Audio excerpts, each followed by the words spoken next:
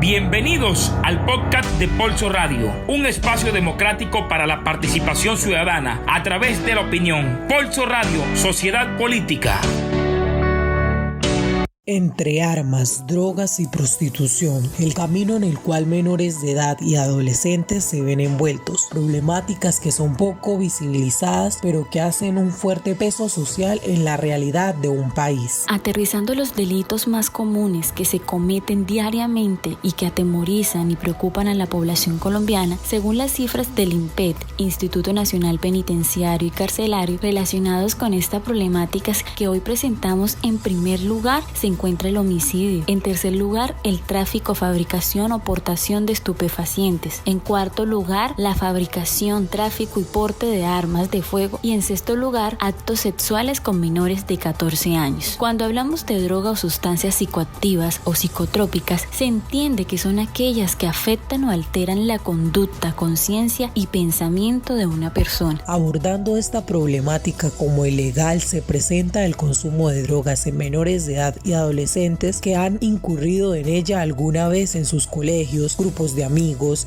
en sus barrios o por el simple hecho de, entre comillas, experimentar, convirtiéndose en un blanco fácil de los narcotraficantes para utilizarlos en el microtráfico como mulas o jíbaros, expresión popular que se le denomina a las personas encargadas de vender pequeñas cantidades de droga. El microtráfico son las pequeñas cantidades de drogas con las que circulan por las calles como tráfico de venta rápida para consumidores. Sí, Jessica, y es que los niveles de afectación del mercado de drogas según la OEDS, que es el Observatorio Nacional de Drogas, se da primero en la ubicación de las ollas madres, de allí pasa a las ollas satélites, luego son distribuidas para su comercialización en colegios, universidades, zonas de rumba y por último pasan a los parques y barrios.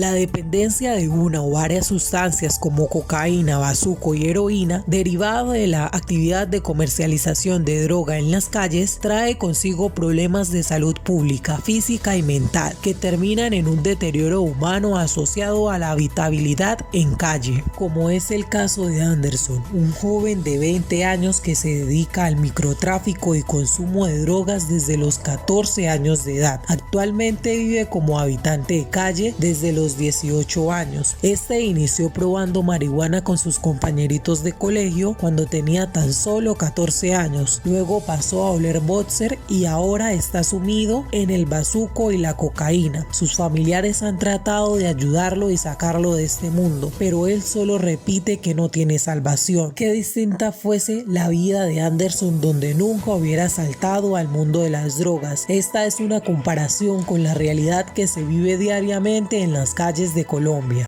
Estás escuchando Polso Radio, un espacio de opinión. Por otra parte, se encuentra el tráfico ilegal de armas de fuego que desencadena distintas situaciones como lo son el conflicto armado, narcotráfico y uno de los más importantes donde se ve implicada la delincuencia juvenil, el sicariato. Bueno, y centrándonos en otra problemática, encontramos la criminalidad que se da en el sicariato, que es la modalidad de asesinar a cambio de dinero, bienes materiales, comida, entre otros. En otras palabras, cometer actos de homicidio, y el que trabaja en esto se le denomina sicario, donde muchos niños han sido instrumentos por bandas criminales con la finalidad de volverlos expertos. La cultura de adolescentes con porte ilegal de armas de fuego se conoce en el bajo mundo como la cultura de dinero fácil o balas por encargo, pero no todos van con esa mentalidad. Algunos se adentran en con deseos de venganza. El año pasado fueron aprehendidos desde el mes de enero hasta el 31 de agosto 60.186 jóvenes entre la edad promedio de 18 y 29 años por el porte ilegal de armas. Marta Lucía Gutiérrez, directora del Observatorio Javeriano de la Juventud, afirmó que en esta situación la aprovechan quienes encabezan las economías ilícitas y dice que en muchas ocasiones los reclutan o enganchan desde que son unos niños, ofreciéndoles una oportunidad laboral moral o bajo la extorsión y la amenaza. Los grupos de sicarios paramilitares o grupos post-desmovilización, guerrilleros, todos estos grupos al margen de la ley ayudan al crecimiento de la economía ilegal en el país. En el departamento de Risaralda se advierte de la existencia de oficinas dedicadas al sicariato que ofrecen servicios de hurto, asesinato, amenazas y extorsiones dirigidas por grupos delincuenciales, operando en distintas partes de la región. Este es el claro ejemplo donde se unen las armas y la violencia homicida en la que participan algunos jóvenes debido a diferentes factores, ya sean económicos, sociales, por falta de educación o venganza, como ese relato que nos comenta un joven sicario que desde el anonimato nos deja contar su experiencia para proteger su identidad. Este joven nos relata que a raíz del asesinato de su padre, que fue frente a sus ojos, juró vengar la muerte de él, pues un grupo de delincuentes que se dedicaban a la extorsión en esta zona rural del municipio ubicada en el departamento del Bolívar llegan armados y le quitan la vida a su padre por rehusarse a pagar la vacuna que debían pasarle mensualmente a este grupo insurgente. Joven nos relata que desde la edad de 15 años empezó a aliarse con mafias u organizaciones de esta zona. Se comunicaba con estas cabecillas y les comentaba lo sucedido con su papá. Estas mafias lo entrenan a uno. La primera vez que tomé un arma sentí miedo, pero se me vino a la mente la escena donde mataron a mi papá y me da valentía para apretar el gatillo. Son las palabras que usa para referirse al momento de tener en sus manos un arma por primera vez.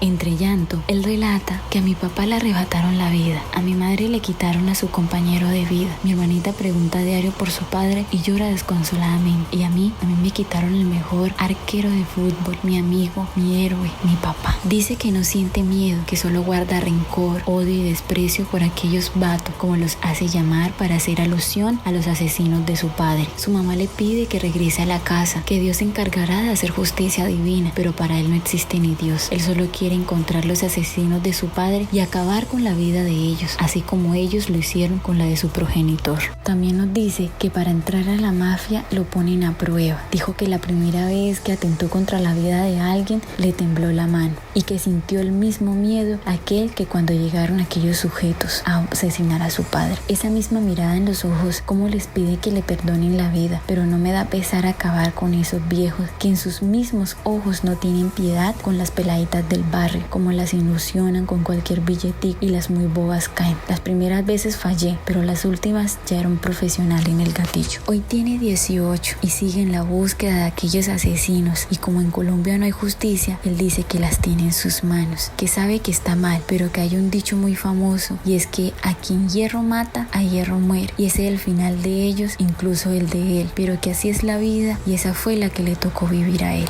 Estás escuchando Pulso Radio, un espacio de opinión.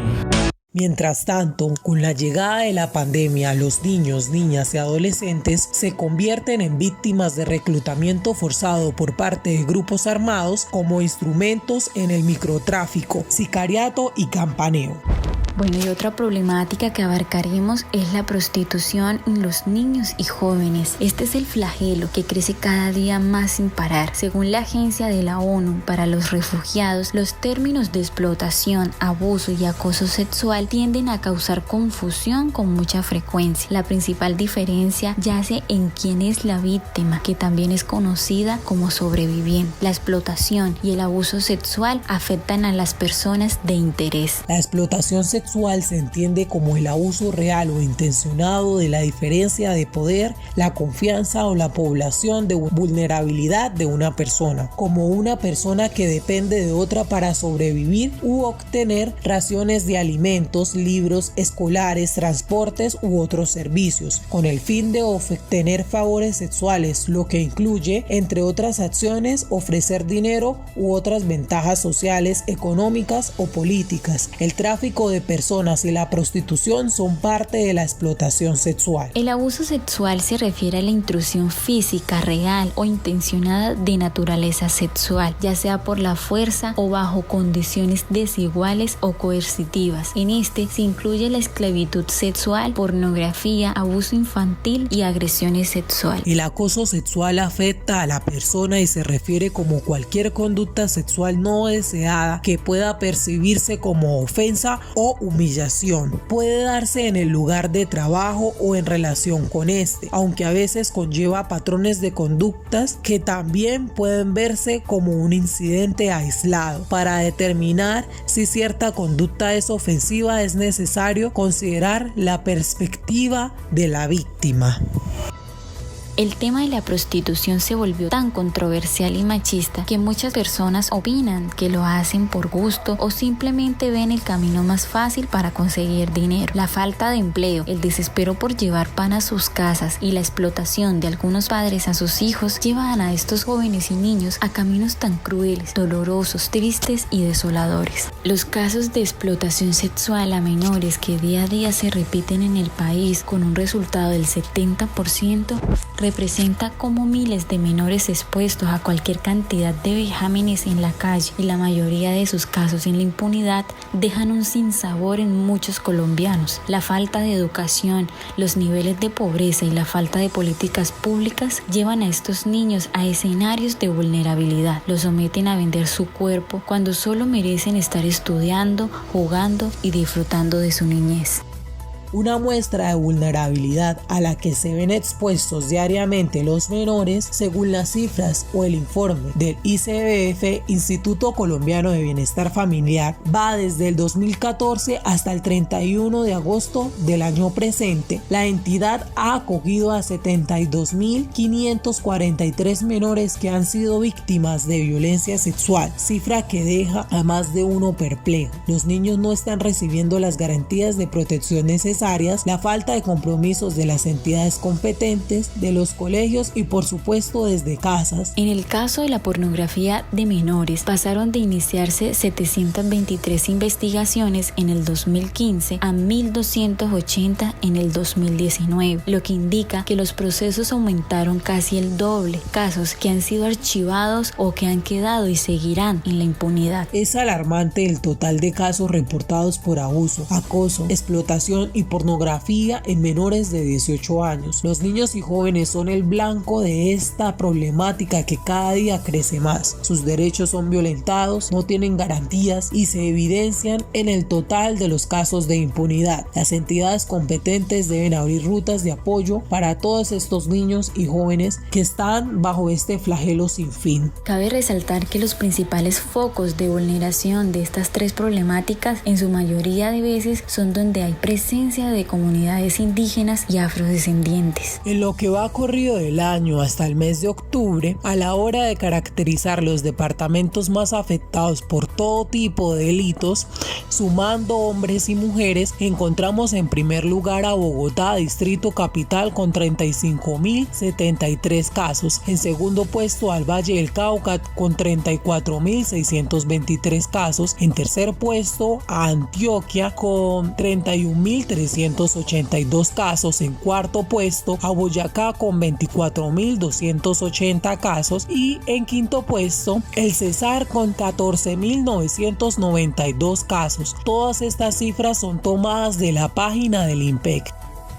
Para muchos son solo cifras o números de más, pero para nosotras es la importancia de mostrar la falta de seguridad que hay a nivel nacional. Es contribuir a evidenciar la triste realidad delictiva que existe en Colombia gracias a la falta de inversión social, falta de políticas públicas, de educación, de salud pública y de seguridad. Este podcast ha llegado a su final. Los estuvo acompañando Daniela Villanueva y quien les habla, Jessica Moreno.